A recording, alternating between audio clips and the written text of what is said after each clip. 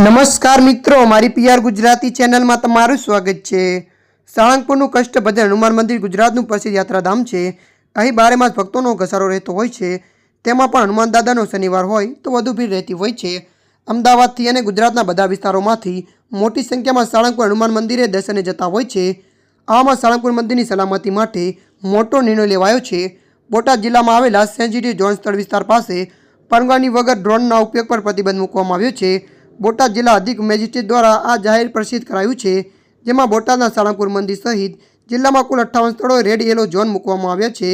બોટાદમાં આવેલા sensitive zone પાસે પરવાનગી વગર ડ્રોનના ઉપયોગ પર પ્રતિબંધ લગાવ્યો છે। જિલ્લા અધિક મેજિસ્ટ્રેટે જાહેરનામું બહાર પાડ્યું છે, જેમાં બોટાદ જિલ્લામાં કુલ 58 સ્થળોએ રેડ યલો ઝોનમાં મૂકવામાં આવ્યા। બોટાદ અને ગઢડા તાલુકામાં આવેલા મોટા ડેમ પર પ્રતિબંધ મુકાયો છે। જાહેરમાં જણાવ્યું છે કે જાહેરનામાનો ભંગ કરવા બદલ ફોજદારી અધિનિયમ હેઠળ કાર્યવાહી કરવામાં આવશે।